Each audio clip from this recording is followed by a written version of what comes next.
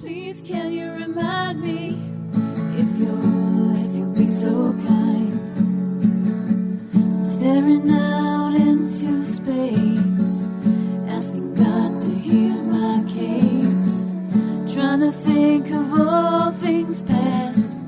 How long will my memory last? The purple angel,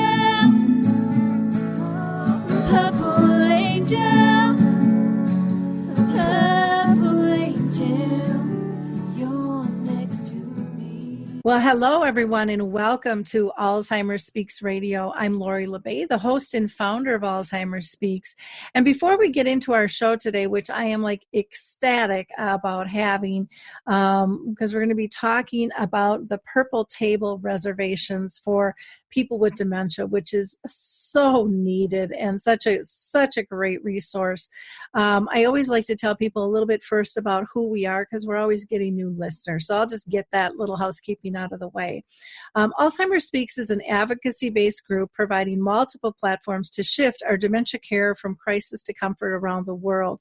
We're also known as a media outlet because we not only do radio, but we have a blog, we do video interviews, speaking and training, and all different kinds of platforms, because we think it's just critical for people to have a variety of choice and to have them accessible 24/7. We also believe that by joining forces and sharing knowledge and having these everyday conversations like we do on Alzheimer Speaks Radio, that we can remove some of the stigmas and myths attached to dementia and caregiving, and help people continue to live purpose-filled lives. And at our core, we also believe that collaboration is really the only way we're going to win this battle against dementia. And I know it's working thanks to all of you. You see, your likes, your clicks, and your shares with our various platforms has had a huge impact. ShareCare and Dr. Oz recognized us as the #1 influencer online for Alzheimer's, and Maria Shriver also recognized us this last fall for being an advocate of change. And again, I share those recognitions with you because we surely did not do that alone.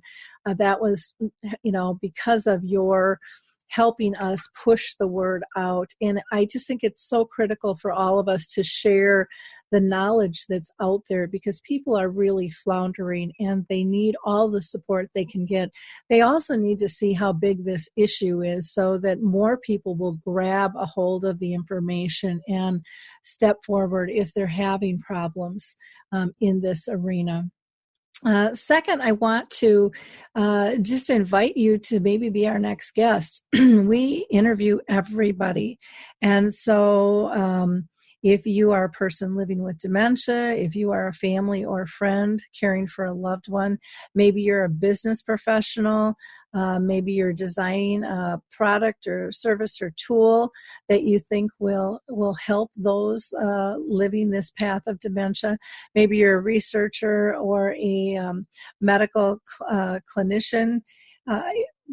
We want to talk to you. We've had many authors, singers, songwriters. We've had kids on here for what they're doing. And so if you're passionate, get a hold of me. Just go to alzheimerspeaks.com. There's a big contact button up in the upper right-hand corner, and tell me what you'd like to talk about, and we'll see if we can get you scheduled. We are also doing our cruise. Our dementia-friendly cruise is finally upon us, and we are leaving for the Bahamas this Saturday, November 11th through the 18th, and I'm so excited for this group to meet. It's going to be a lot of fun. We have 4 people living with dementia who are part of our expert panel: Harry Urban, Michael Ellenbogen, Lori Shearer, and Mary Reed, along with Cindy Lazinski, who is in Colorado, and an RN who does a lot with the Northern Colorado dementia-friendly movement out there. And then we are also lucky to have Becky Watson with us, who is a music therapist and is going to add a lot of fun to the cruise. And I have to thank Holland America for working with us, and of course Elite Cruises and Vacations, who with Kathy Schoaf is coordinating our event. I want to do a couple of shout outs to some of our sponsors as well. Music for Wellness, the American Senior Magazine, Free to Go Mobility, Brightview Senior Living, who was so nice to sponsor books of cruising through caregiving by Jenifer Fitzpatrick, and Johns Hopkins University also donated books, The 36-Hour Day and a Loving Approach to Dementia Care. And then my good friend, Anita Jader, who will be our photographer for the event, and of course the dementia-friendly communities of Northern Colorado. Now, today we are talking about something I think pretty spectacular, very innovative, and so needed, and it's going to be life-changing for so many people. We have Jenifer Apazidis with us, and she is out of the Boston area, and she lives there with her husband and 2 children. Her own mom was diagnosed with early-onset Alzheimer's disease in her late 50s, and Jenifer was one of her primary caregivers, along with her sister and her father.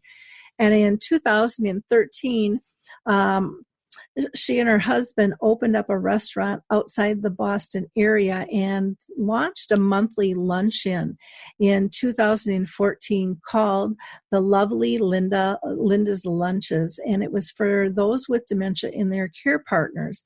And now in 2017, Jenifer has started the Purple Table Reservations after seeing the impact that the training had on the employees and their ability to be discreet with reservation flags. It would just make the lives of those with dementia and those caring for them much easier when they are out to eat in public. So welcome, Jenifer. How are you doing today?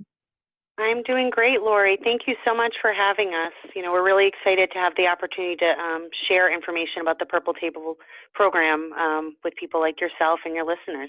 Oh, like I said, as soon as I heard about this, I was just like, oh, I want more information. This is such a needed thing. And I'm so glad that you've just taken it by the horns and run with it. Why don't you explain to people exactly what is the Purple Table Reservations? What is? Of course. Yeah, so this is a program we had started at our restaurant, and then in March of 2017, and saw there was just such a great response, not only from our kind of Boston area community, but worldwide when we posted information online. So we've actually, since March, launched this program to other restaurants. So now it's available for any restaurant to join the program and be able to offer Purple Table Reservations. And the Purple Table Reservations, it's a flag and restaurant training program that's designed for those, living with dementia, but not only dementia, also people that have autism, PTSD, TBI, any sort of physical or cognitive condition that, this training on behalf of our staff, they'd benefit from a more predictable environment and additional accommodations when dining out. So people can make this Purple Table reservation, and then no further details necessary on their part. That's all that's needed when they're booking at a Purple Table restaurant. Cool. So if somebody books, first of all, how do they book it? And then we'll get into what happens once they book it. Of course. So they can, visit the website, purpletables.com, and, they click on Find a Purple Table Near You. And this can also be done through our mobile app, which is Purple Table Reservations. Mm-hmm. And they search just like they would any other kind of restaurant reservation system by zip code, city, and then they can filter down by type of cuisine, proximity to where they are. And they actually book the reservation. Any restaurant that offers Purple Table Reservations is in our program is listed on this directory and will come up when they enter in their zip code. Okay. And then, so they make their reservation and then they walk into the restaurant. And then what happens that's different for them then? Yeah, so the experience, for them, walking in is very typical. They walk in and they say, Smith, party of 4, we had a reservation at 7:30. They don't need to mention that it's a Purple Table. we as the restaurant have already pre-chosen a couple of tables that we feel that they'd be most comfortable at. And that can mean, it's tables outside of the center area, outside of the busy part of the restaurant, in corners with multiple walls, away from TVs and, not super close to the doors so that the noise and kind of stimulation is minimized. And once they're seated, the hostess then lets the server know and the chef know, we're all expecting this purple table coming in, that the purple table's here. And there's nothing different or apparent about their table. There's no actual purple table. There's no purple flag.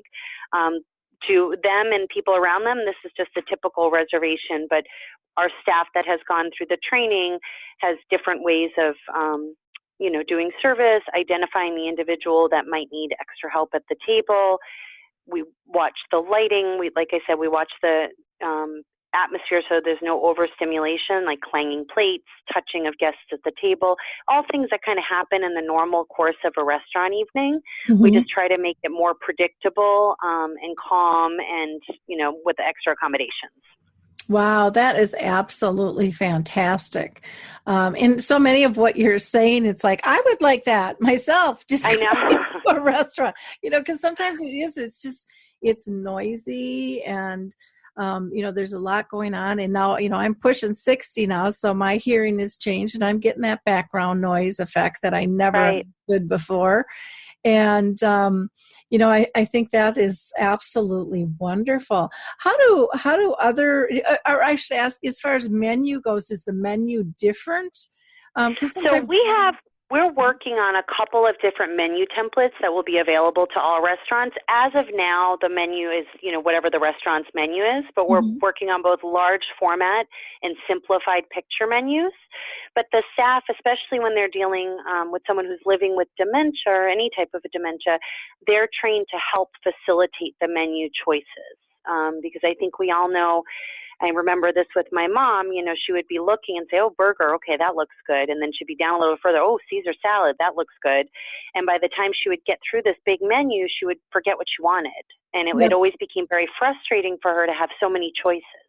Mm-hmm. So our staff, is kind of, the training goes over listening to prompts and cues. So if someone's mentioned the word burger a couple times, they say, oh, would you like a burger?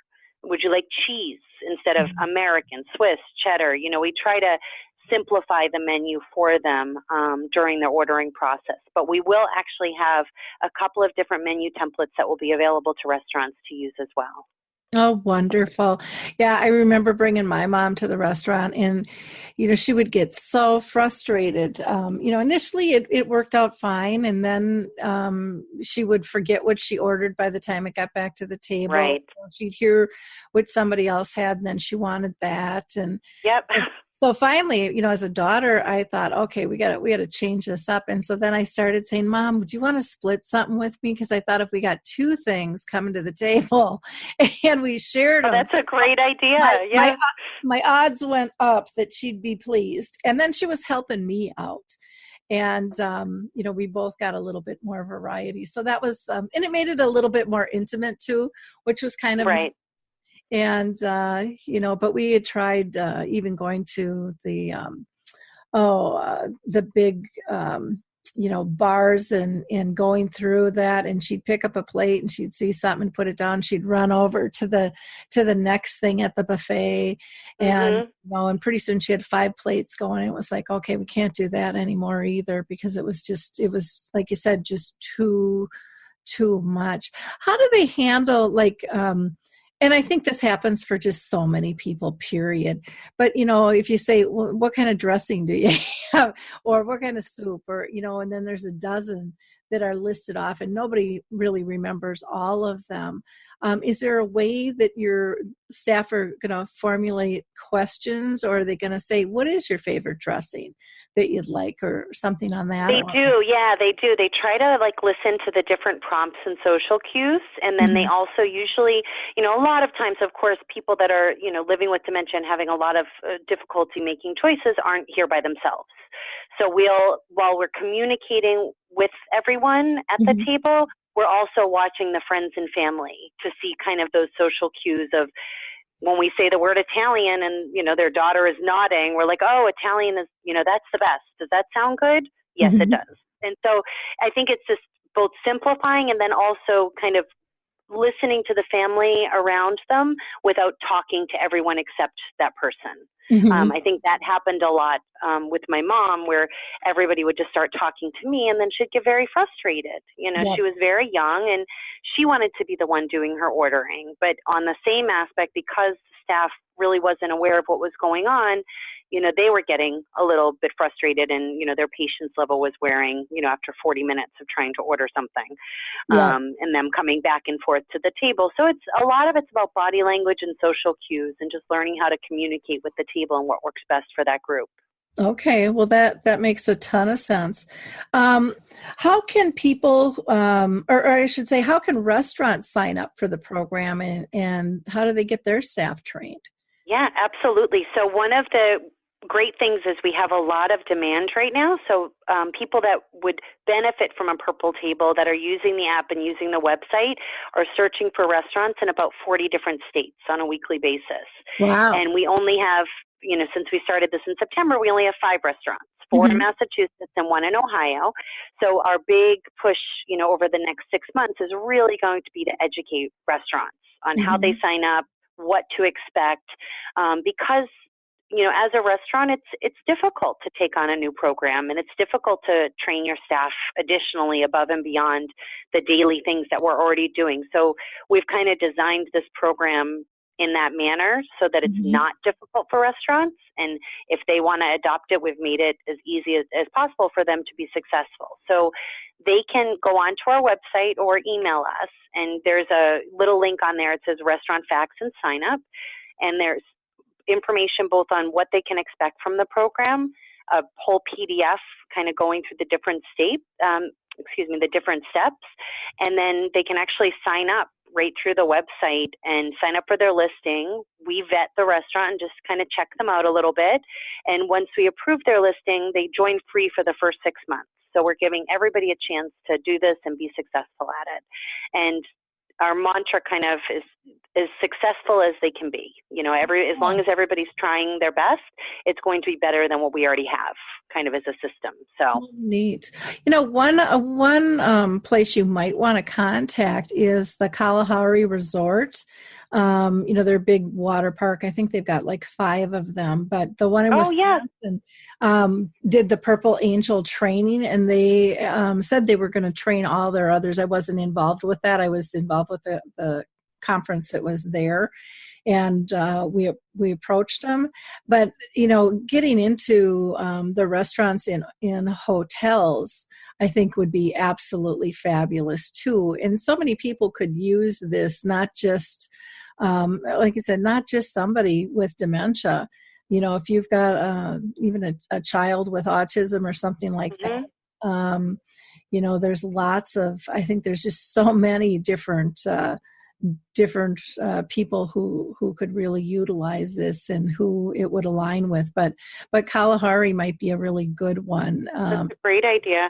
Yeah, we've heard from so many veterans, that have PTSD and their families, and a lot of them are very young and they want to be active in their community and go out, and which is obviously better, for that and for kind of reemerging once you come back from being on tour. And we found that they just don't go out. Same thing, parents of children with autism, it's just easier not to go out. And I think for anyone, we list a few conditions, but there's obviously many more. For most people that are living with some sort of cognitive or physical condition, it's better for them to be out and engaged and, out in their community and with friends and family. And so we're just trying to make it a little bit easier and so that they have a little bit, more pleasant and enjoyable time going out, because I think a lot of people are often disappointed, when they try. Yeah. Well, and even getting this into restaurants, into senior buildings would make a ton of sense for them. And that extra education for the staff, because mealtime is so important, and it's such a social event. And to take that away is just, not a good place where we want to be with that. Right, and I found, at least with our staff, just increasing their awareness. Almost everyone, that we've trained, with the exception of a few that have had people with dementia in their families, they had no idea that someone in their 40s or 50s could have early onset or younger onset Alzheimer's. Yeah. And so I think just increasing that awareness and kind of empathy for the people around you and in your community it makes all the difference, and now with the Purple Table, where, once that it has that flag as far as the staff is concerned, we're looking at that table in kind of a whole new light, if you will, than if it was a regular reservation. Yep. How can people who would benefit from the Purple Table Reservations find a restaurant? Can you give us a URL for them to go to? Absolutely. So if you visit purpletables.com, there's a link, find a Purple Table near you, and that's the easiest way to do it through your computer.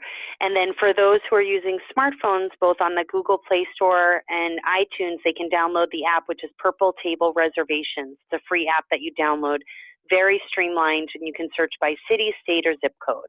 Wow, that's amazing. Is there information put in about the particular person? So No. Okay. Nope. So some people, we always think it's really funny because we have people come in, like I said earlier, they say Smith party of 4, and it's never discussed that it's a Purple Table the entire evening. The staff just does what they do and utilizes their training. And then there's other people that are just so excited and grateful for this that they're coming in like almost metaphorically waving their purple flag. They want everyone to know they're at a Purple Table. They want to tell all their neighboring tables that they're at a Purple Table and about the program. But if you just say Purple Table, that's kind of enough for us. And we have, the 7 best practices for servicing that table and that customer's needs for the evening or, lunchtime. But then if we do have people that will put in a little comment, because they can put additional information and say, my child has autism, or my father is hard of hearing, whatever they want to do, but it's absolutely not required. That's voluntary information on their part if they'd like to give it. Okay. Well, it just sounds like you have really, I can't believe how much you've done in such a short period of time. Thank you. That is absolutely amazing. And then to have not only, the website up, but have the app up and having people calling. I mean, it just shows the need around the country. And it's amazing. It's amazing. We've received over 1,000 emails, messages, just with people's stories about going out to eat. So it's such a need. And I think this is something that it will take a little bit of time to organically grow, but once it gets out there, it'll be out there and it'll become kind of a new norm for restaurants, hopefully. Yeah, let's hope so. Well, it's kind of like our cruise, everyone's like, oh, that's a great idea. And now, there's more people doing the cruises and stuff and getting them scheduled, which is wonderful because Lord knows I can't do them all.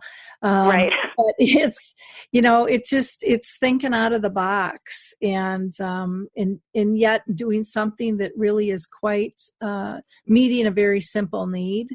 But is so powerful in people's lives. This is really, I would have loved to have had something like that with my mom.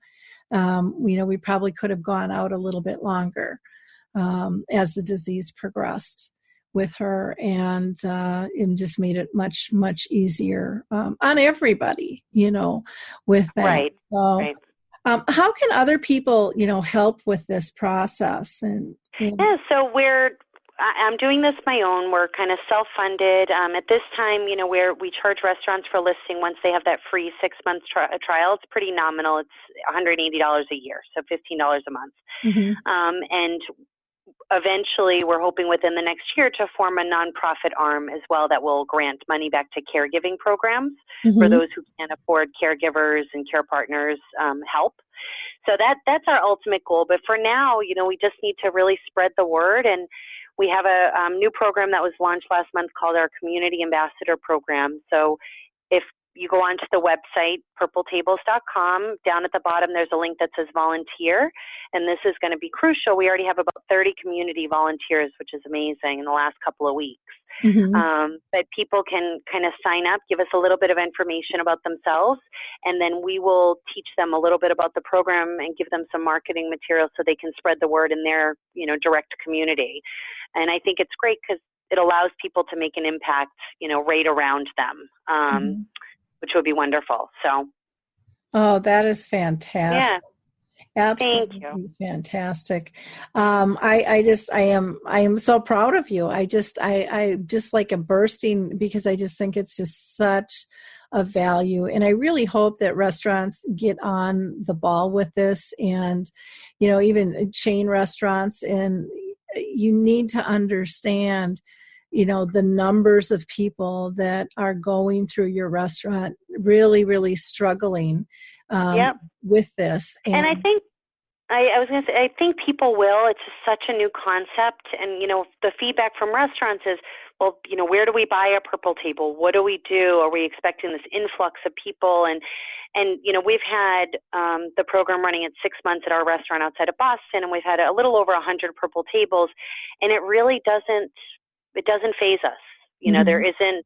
It's never an inconvenience. It's actually wonderful when we have a Purple Table, and the staff love it because they're kind of more aware and more educated, and it's changed their perception of other customers, not just Purple Table customers. So I think once it really gets out, what it is, the impact that it has, and how easy it is to manage the program in your restaurant, we'll hopefully get a lot on board. And I think definitely some of the bigger kind of family chain restaurants would be great and benefit from this program. Oh, absolutely. Absolutely.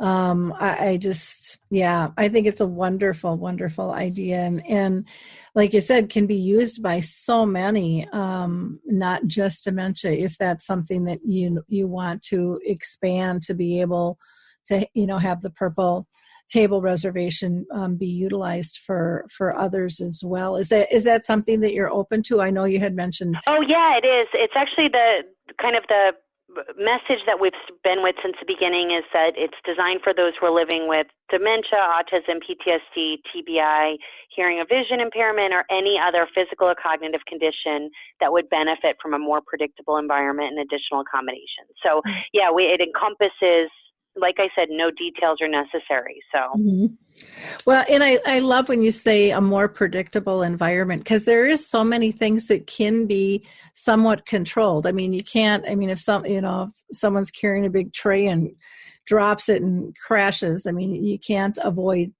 things like that happening at times. But right. There are so many things that really can make life so much easier for people who could use this extra care, basically, in terms of service. So, exactly. Is there? I know you had mentioned some people, come in and they're very excited, and that you've received a lot of emails. Are there any like one or two stories that just stick out in your mind that you've received from people? Yeah. So there's one in particular. So there's one of the stories that kind of sparked all of this, which was amazing. Is we had a family come in. They made a reservation. The child was on the autism spectrum, and the mother gave us a list of things to do. And she said, it's, my husband's birthday. We'll be here an hour. We'll be in and out of your hair. Can you please just try to do a few of these things to help my son have a easier experience when we're here tonight? And this is before, Purple Tables was even thought of. And we met with the server, I met with the chef, my husband and I discussed it, and we were able to not only do one or two, we kind of did everything that she asked. And they were here for over 4 hours. And wow. Her son really, he didn't like, any of the food touching on his plate. So I worked with the chef, and we put this beautiful display of all different containers and bowls and dishes, so everything wasn't touching. And he was just so excited he didn't even eat it, but he was thrilled that it had come exactly the way he wanted it to. So that was a really powerful night for me, and that's one of the kind of stories I always had in the back of my mind when I thought up this program. Another was from a young woman. I believe she was in her 20s. Her dad was maybe 50, 51. She said early 50s. And he had been diagnosed with younger onset Alzheimer's, and they went out to eat once a week. They had always gone out to eat.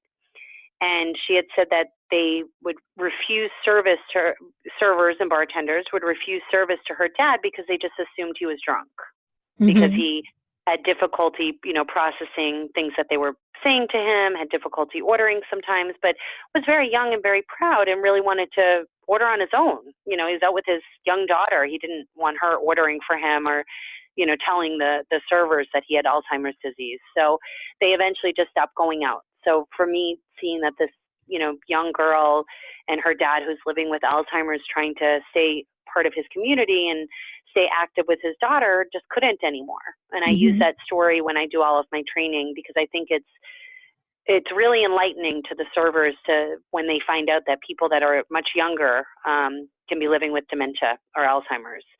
And they really view it as an older person's condition, and it's just not anymore. It's more and more people that are young are being diagnosed. So Yep. That is so very true. And that perception just needs to change. I mean, it's time. Yep, exactly. It's time. Exactly. So we can change it one table at a time. Yeah. That's about it. We're trying. Well, again, I just kudos to you. I just think that this is absolutely fabulous. One thing I will mention to you that you might want to get involved in is there is a new resource directory specifically for dementia called Care to Plan. And it's in beta testing right now, but I think it would be fabulous to have you guys listed there as a resource. And you can go to alzheimersspeaks.com and then go to my resource tab, and you can actually see what it looks like and direct people to it. You can send them to your site so that they can read a little bit more about it and then sign up and do the apps. That sounds great. Yeah, and there's no cost while it's in the beta testing, and then once it goes live, it's just $99 a year for a card. And so, I mean, it's next to nothing, but I think it would be very, very helpful. And like I said, we're excited about getting this up and running. Provalence is the one heading it up, and I'm just trying to help get the word out, because it's something that I wanted to see for, my mom had dementia for 30 years, and I that's why I started Alzheimer's Speaks was, people weren't working together. They weren't sharing knowledges, services, products, and that needs to change. And, the internet is helping us do that. So thank you, Jenifer, for all you are doing. And again, you can go to www.purpletables.com, or you can email Jen at Jen, at purpletables.com. And, when you go to the website, you'll be able to sign up for their newsletter, which I would encourage you to do, and to be able to find a Purple Table near you, and, start chatting this up when you go to the restaurants. One thing you might want to do, Jen, is on your website, even make little cards, a template for cards where people could print those out, or a flyer. Because I think there's a lot of people that are dealing with this that would be more than glad to bring them to various restaurants.